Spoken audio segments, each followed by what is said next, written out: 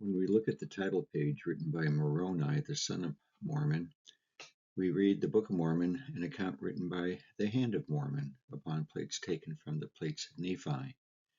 Wherefore it is an abridgment of the record of the people of Nephi, and also of the Lamanites, written to the Lamanites, who are a remnant of the house of Israel. Both Enos and Moroni made comments about preserving the records being preserved for the Lamanites. For example, in Enos he says, "And I had faith, and I did cry unto God that he would preserve the records. And he covenanted with me that he would bring them forth unto the Lamanites in his own due time." And Moroni writes, "And now I, Moroni, write somewhat as seemeth me good, and I write unto my brethren the Lamanites. And I would that they should know that more than 420 years have passed away since the sign was given of the coming of Christ. And I seal up these records after I have spoken a few words by way of exhortation unto you," which means the remnant Lamanites. So if the book is written to the Lamanites, where did they live? Joseph Smith wrote a history called The History of the Church of Jesus Christ of Latter-day Saints, and they comprise 6 volumes with his voice being heard. The 7th volume is when he was martyred. This book had introductory notes and other information done by Elder B.H. Roberts, who was in the Quorum of the 70. So if you look at the publishing dates by Deseret News out of Salt Lake City, it goes from 1902 all the way up through 1912. So Joseph Smith and others had much to say about where the Lamanites lived. I'll go through each of these volumes in chronological order. So here we have volume 1, and this is going to be comprising the years 1820 up through May of 1834.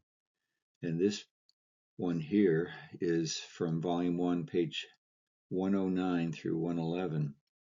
It's a revelation given to Oliver Cowdery, given in Fayette, New York, in September of 1830, which is 5 months after the church was formally recognized and organized.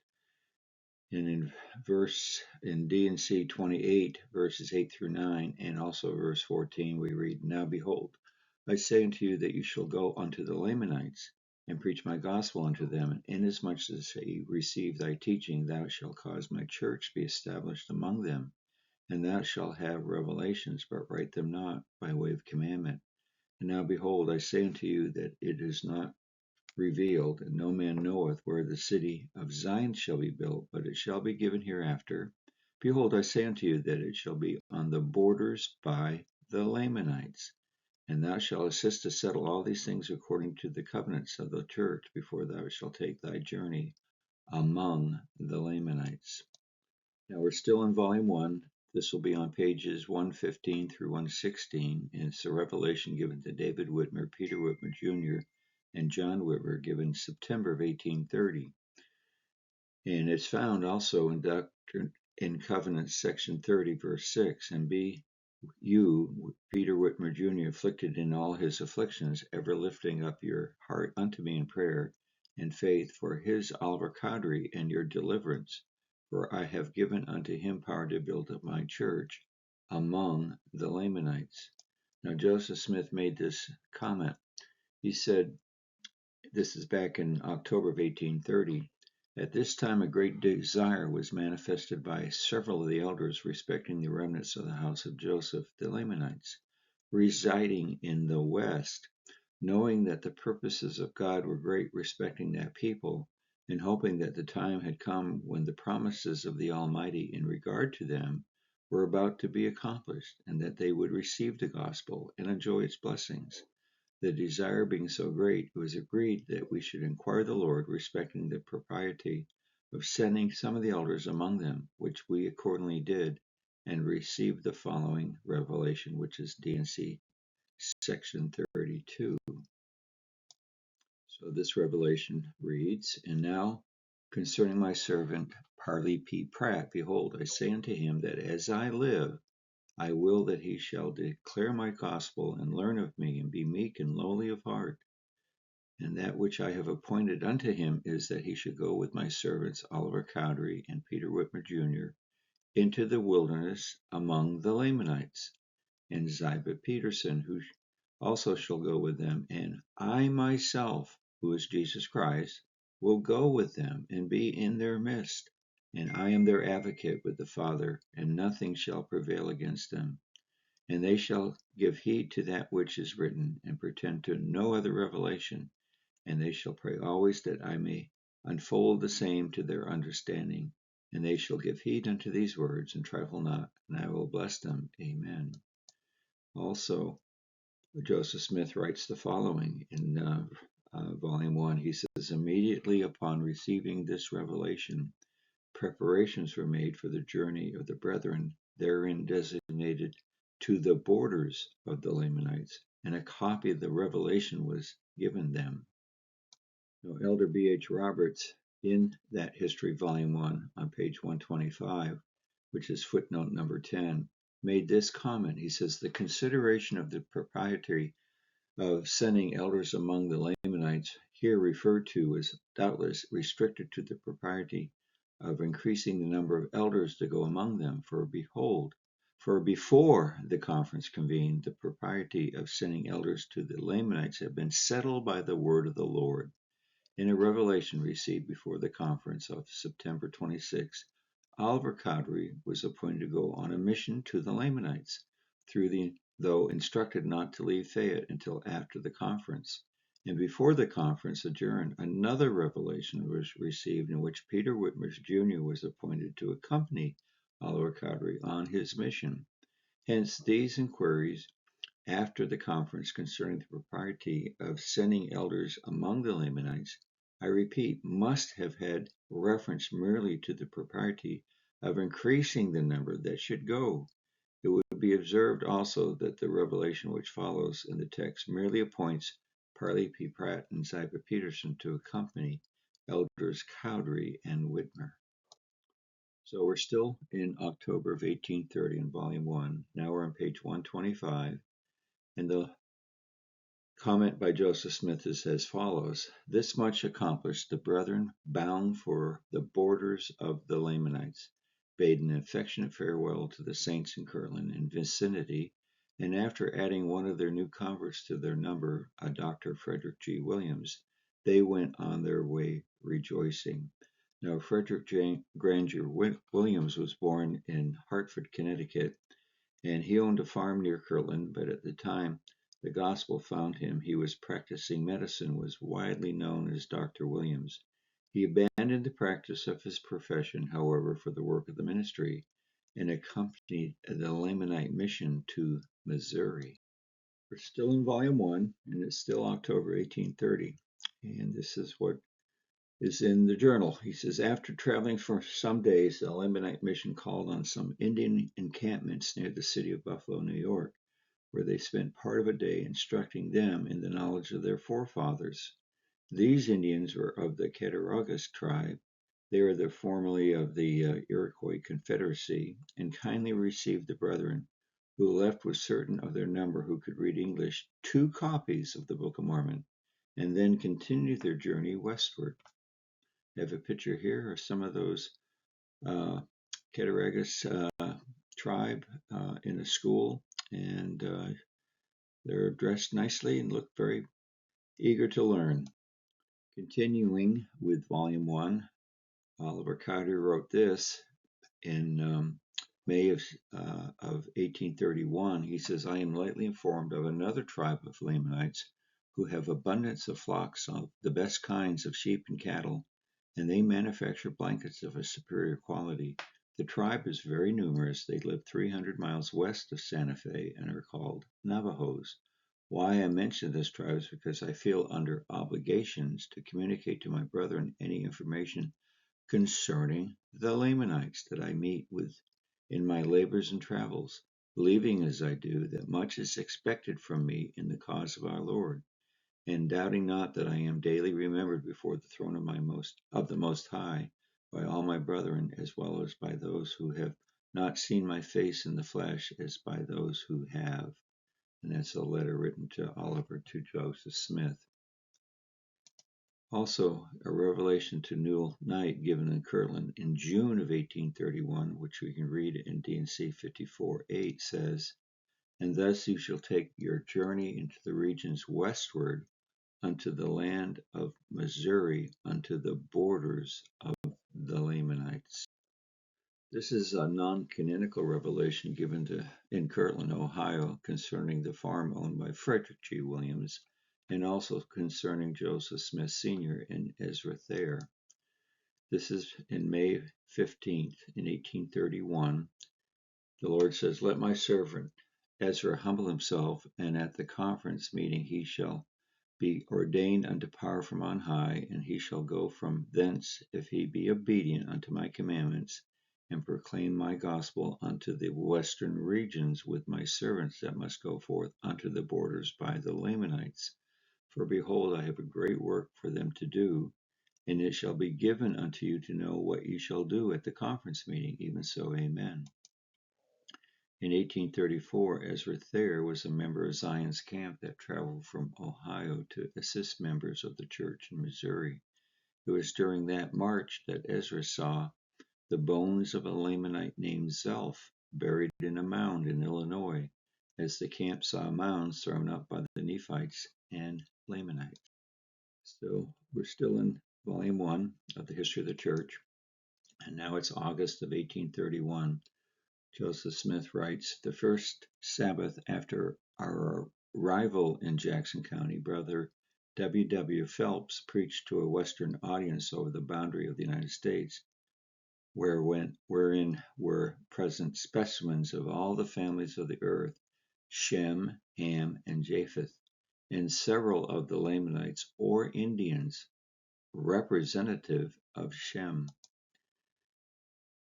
Elder B.H. Roberts makes a comment. He says, "As the mission to the Lamanites is a very prominent event in early church history, it is proper that the labors of the brethren engaged in it should be spoken of more fully than appears anywhere in the prophet's narrative, and at this point, following the letter of Oliver Cowdery, seems as appropriate a place as will be found to speak of it. It has already been said that the brethren of the mission called upon the Cattaraugus tribe near Buffalo, New York. After leaving Kirtland on their journey westward, they visited the Wyandot tribe of Indians near Sandusky, Ohio, with whom they spent several days. We were well received," writes Elder Parley P. Pratt, "and had an opportunity of laying before them the record of their forefathers, which we did. They rejoiced in the tidings and bid us Godspeed, and desired us to write to them in relation to our success among the tribes further west. They had already removed to the Indian Territory, where these expected soon to go." In October of 1833, we read the following: "We have seen a letter written to Sister Elizabeth Ann Whitney in Nelson that has a great deal to say about the gift of tongues, and the interpretation which was given by way of prophecy, namely that Zion would be delivered by judgments, and that certain one's name would go to such and such places among the Lamanites, and great things would be done by them, and also that 2 Lamanites were at a meeting, and the following prophecy was delivered to them, that they were our friends, and that the Lord had sent them there, and the time would soon come when they would embrace the gospel, and also that if we will not fight for ourselves, the Indians will fight for us." And that's Joseph Smith's statement in his history, which is again in Volume 1, page 419. Now we're into Volume 2, which covers the period from 1834 to 1837. In June of 1834, Joseph writes in his history, "During our travels we visited several of the mounds which had been thrown up by the ancient inhabitants of this country, Nephites, Lamanites, and so forth. And this morning I went up on a high mound near the river, accompanied by the brethren. On the top of the mound were stones which presented the appearance of 3 altars, having been erected one above the other. according to the ancient order, and the remains of bones were strewn all over the surface of the ground. The brethren procured a shovel and a hoe, and removing the earth to the depth of about a foot, discovered the skeleton of a man almost entire, and between his ribs the stone point of a Lamanitish arrow, which evidently produced his death. Elder Burr Riggs retained the arrow. The contemplation of the scenery around us produced peculiar sensations in our bosoms, and subsequently the visions of the past being opened to my understanding by the Spirit of the Almighty, I discovered that the person whose skeleton was before us was a white Lamanite, a large, thick-set man, and a man of God. His name was Zelph. He was a warrior and a chieftain under the great prophet Onondagas, who was known from the eastern sea to the Rocky Mountains. He was killed in battle by the arrow found among his ribs during the last great struggle of the Lamanites and Nephites. According to Elder Heber C. Kimball's journal, the facts concerning the person whose bones had been found in the mound were not revealed to the prophet Joseph until the camp had departed from the mound. He says, "While on our way, we felt anxious to know who the person was who had been killed by the arrow. It was made known to Joseph that he had been an officer who fell in battle in the last destruction among the Lamanites, and his name was Zelph. This caused us to rejoice much, to think that God was so mindful of us as to show these things to his servant. Brother Joseph had inquired of the Lord, and it was made known in a vision." Now we're into Volume 2. In March 7th of 1835, John P. Green was ordained a missionary to the Lamanites after others have unlocked the door, with a promise of gathering many to Zion.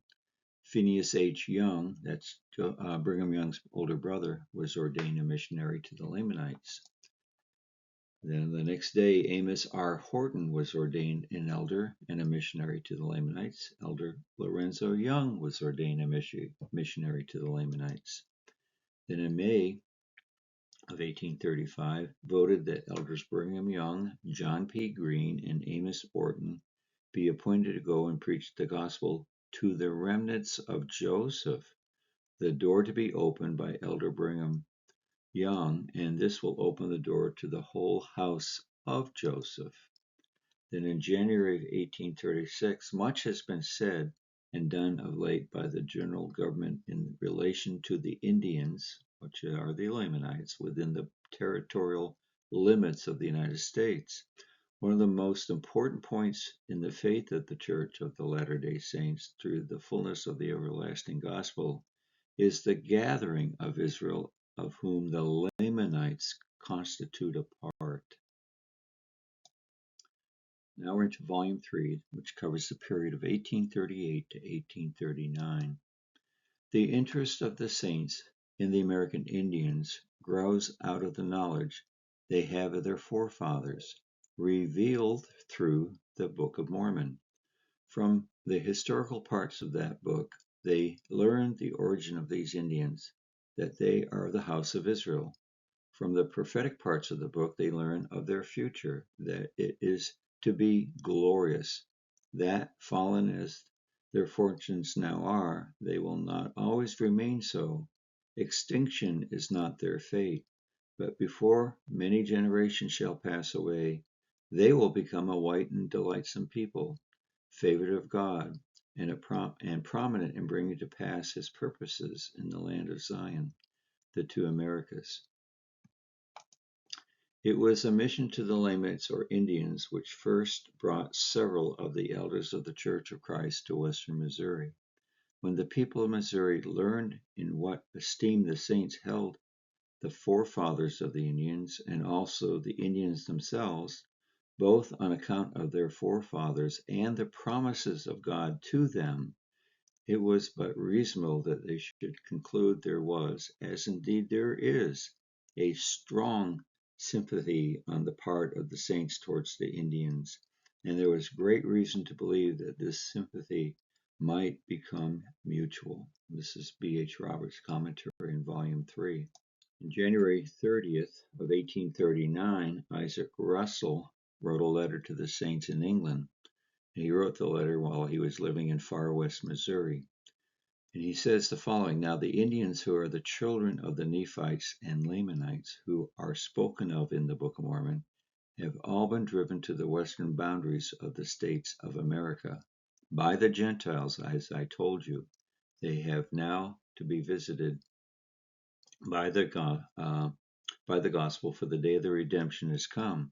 Now the thing is as follows: the Lord has directed me, with a few others, whose hearts the Lord has touched, to go into the wilderness, where we shall be fed, and directed by the hand of the Lord, until we are purified and prepared to minister to the Lamanites. And with us the Lord will send those three who are spoken of in the Book of Mormon, who were with Jesus after his resurrection, and have tarried on the earth to minister to their brethren in the last days. These things are marvelous in our eyes, for great is the work of the Lord that he is going to accomplish. All this land will be redeemed by the hands of the Lamanites, and room made for you when you hear again from me. In D&C 32, which we previously quoted, uh, Joseph Smith says, immediately on receiving this revelation, preparations were made for the journey of the brethren therein designated to the borders of the Lamanites, and a copy of the revelation was given them. And that border was on the line running directly between Jew and Gentile. We read that in section 57, verse 4. So really it's that Mississippi River where things west of that river were the borders by the Lamanites, and that's where the Jews, the house of Israel, and then to the to the east are the Gentiles, and that's where the city of Zion would be at that border. So if we look at that line running directly between the Jew and the Gentile, you can see that in this particular map, uh, we can see reservations in that orangey gold color, and they precisely follow that revelation where it's west of the line directly between Jew and Gentile. So to the west of that line are where the Lamanites or the Jews, and to the east is where the Gentiles forced them out. And Joseph said, the land of Zion, situated about equidistances from the Atlantic and Pacific Oceans, as well as from the Allegheny and Rocky Mountains. And that seems about right. That's the center of the country. Here we have another statement from Joseph. He says this on Friday, May 24th, 1839. The 12 made a report of the proceedings of the 70s, which I sanctioned. I also approved of the 12 going to England. This day the Missouri prisoners crossed the Missouri River at Arrow Rock, so called from the Lamanites, coming from all quarters to get a hard rock from the bluff out of which to make arrow points. Arrow Rock is a village in Saline County, Missouri, located near the Missouri River. The entire village is part of a National Historic Landmark Arrow Rock Historic District, designated by the Department of the Interior National Park Service in 1963.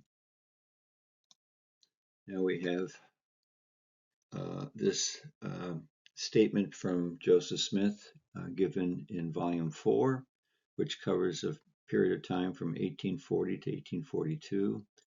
And he wrote this in March 1st of 1842, and he wrote this to Mr. John Wentworth, who is the editor and proprietor of the Chicago Democrat.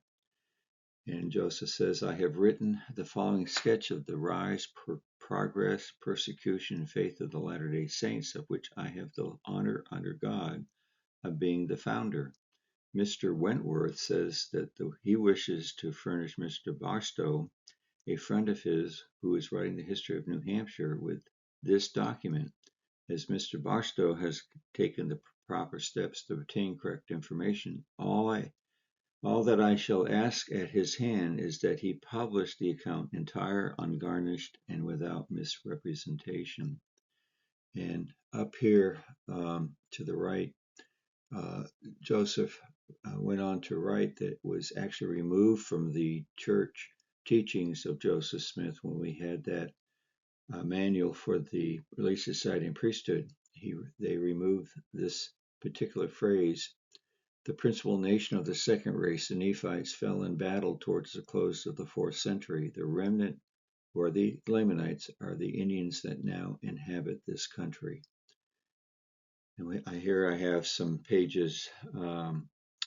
This page is from my annotated edition of the Book of Mormon, and it shows some of the representative Lamanites and what they would have looked like. Now we're still in volume 4, and this is August of 1841. He says a considerable number of the Sacs and Fox Indians have been for several days encamped in the neighborhood of Montrose, Iowa. The ferrymen brought over a great number of the ferry boat and 2 flatboats for the purpose of visiting me. The military band and a detachment of Invincibles, part of the Legion, were on shore, ready to receive and escort them to the grove, but they refused to come on shore until I went down. I accordingly went down and met Keokuk, Kishkukush, Apanush, and about 100 chiefs and braves of those tribes, with their families. At the landing I was introduced by Brother Hiram to them, and after salutations I conducted them to the meeting grounds in the grove, and instructed them in many things which the Lord had revealed unto me concerning their fathers, and the promises that were made concerning them in the Book of Mormon. I advised them to cease killing each other, and warring with other tribes, also to keep peace with all the whites, and all of which was interpreted to them. Keokuk replied that he had a Book of Mormon in his wigwam, which I had given him some years before. I believe, said he, you are a great and good man. I look rough, but I also am a son of the Great Spirit. I have heard your advice. We intend to quit fighting and follow the good talk you have given us. Now we're into Volume 5, which covers the period 1842 to 1843. July 4th, Mrs. Emma Smith and the ladies of other distinguished officers accompanied their companions on the parade, which was in Nauvoo, Illinois. A few Lamanites were present, and there was but little drinking. Then, also in July of 1843, the Indian orator, Potawatomi chief, rose and asked the prophet if the men who were present were all his friends. The answer was yes. And then he said, we as a people have been long distressed and oppressed. We have been driven from our lands many times. We have been wasted away by wars until there are but few of us left. The white man has hated us and shed our blood until it has appeared as though there would soon be no more Indians left. We have talked with the Great Spirit, and the Great Spirit has talked with us. We have asked the Great Spirit to save us and let us live, and the Great Spirit has told us that He had raised up a great prophet, chief, and friend who would do us great good and tell us what to do. And the Great Spirit has told us that you are the man, pointing to the prophet Joseph. We have now come a great way to see you and hear your words, and to have you tell us what to do. Our horses have become poor traveling, and we are hungry. We will now wait and hear your word. The Spirit of God rested upon the Lamanites, especially the orator. Joseph was much affected and shed tears. And this is from Wilford Woodruff. And we can read this again in the History of the Church, Volume 5, on page 480. Or still in Volume 5, this is July of 1843 from Nauvoo, Illinois.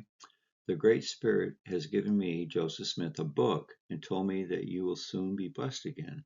The Great Spirit will soon begin to talk with you and your children. This is the book which your fathers made. I wrote upon it, showing the Book of Mormon. This tells what you will have to do. I now want you to begin to pray to the Great Spirit. I want you to make peace with one another, and do not kill any more Indians. It is not good. Do not kill white men. It is not good. But ask the Great Spirit for what you want, and it will not be long before the Great Spirit will bless you, and you will cultivate the earth and build good houses like white men. We will give you something to eat and to take home with you. When the prophet's words were interpreted to the chiefs, they all said it was good. The chief asked, how many moons would it be before the Great Spirit would bless them? And Joseph told them, not a great many. Again, you can read that in volume 5 on page 480. And we're still in volume 5, and here it's now August 9th in 1843. This morning had breakfast of honey and buffalo meat, dried and smoked. Then in about 1 hour and a half, boiled corn and elk bone broth was served up. This was a great dish amongst the Lamanites, but not so good a dish for me as I have seen in past days in my own land and amongst my own people. On the 8th instant, a great feast was held at the black chief's, called the Buffalo Feast, or after the buffalo hunt was over.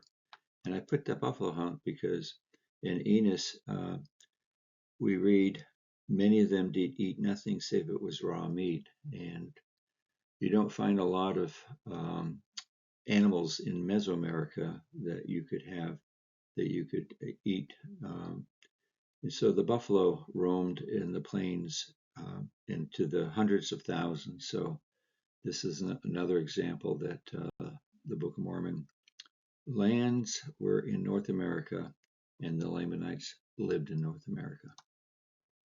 I insert facsimiles of the 6 brass plates found near Kinderhook in Pike County, Illinois on April 23, 1843 by Mr. Robert Wiley and others. While excavating a large mound, they found a skeleton about 6 feet from the surface of the earth, which must have stood 9 feet high. These plates were found on the breast of the skeleton and were covered on both sides with ancient characters.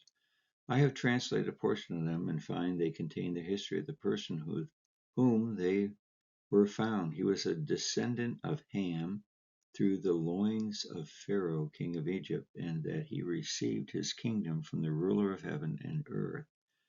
And this is Joseph Smith in volume 5, page 372. And maybe these were the Jaredites. This is all about the Lamanites, but we know the Book of Mormon covers both the Jaredite and the Lamanites and Nephites.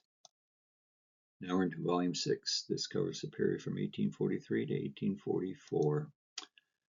In February of 1844, with the exception of several renegades and false brethren, things passed smoothly until sometime in the month of January, when we were visited by 3 different tribes of Lamanites upon the most friendly terms, receiving us as their counselors, both temporal and spiritual.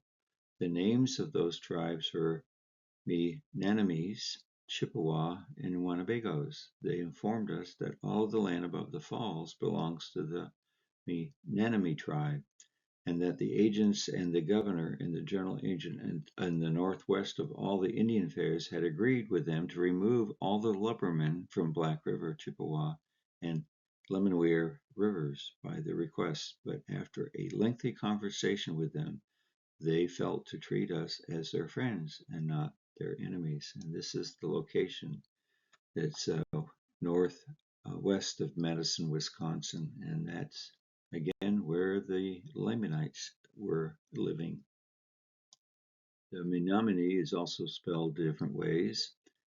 They're from the Algonquin language family of North America, and they are made up of several tribes now located around the Great Lakes, in many other tribes based along the Atlantic coast. Today it's in present-day Wisconsin and the Upper Peninsula of Michigan.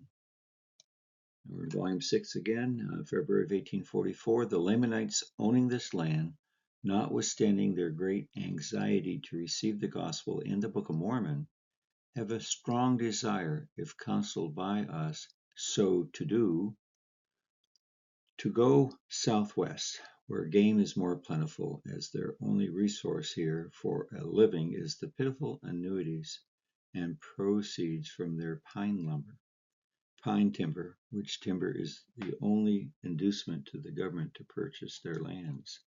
This committee is therefore led to take a brief view of the south and western part of North America, together with the Floridas, Texas, West Indies Islands, and the adjacent islands to the Gulf of Mexico, together with the Lamanites bordering on the United Territories from Green Bay to the Mexican Gulf, all crying with one voice through the medium of their chiefs, "Give us an understanding of your doctrine and principles, for we perceive that your ways are equal, and your righteousness far exceeds the righteousness of all the missionaries that we have yet become acquainted with, that your conduct with one another is like that of ours, and that all your feasts and attendant ceremonies are precisely like ours." Read that in Volume 6 on page 258. So, together with the Lamanites bordering on the United Territories from Green Bay to the Mexican Gulf. So there is the borders where the Lamanites lived, from the Iowa Territory, the Missouri Territory, all the way down to the Gulf of Mexico, or should we say the Gulf of America. In August of 1877, the St. George Temple Registry has the following chieftains that come from North America that wanted their temple work and ordinances done by Wilford Woodruff. And you can see from this list there's 85 prominent chieftains, and they look at the tribes they come from: the Algonquins, the Wampanoags, the Onondagas, Senecas, Six Nations, so forth. So this gives you an indication that as the missionaries were going to preach to the Lamanites, these are the same tribes that came to Wilford Woodruff and wanted their temple work done. And notice that none of these names are coming from Central America. The Lamanites, are they mentioned in the Saints volumes? Here we look at volumes 1 and 2. Of course, volume 1 is the beginning of the church, so on pages 61, 62, 65, 72, and 108, in essence, they're talking about that they talked about the Lamanites and the Nephites, but there's really nothing about Joseph Smith going to them or the missionaries to them. Volume 2, there's nothing. And naturally in Volume 3, there's nothing about the Lamanites being mentioned at all.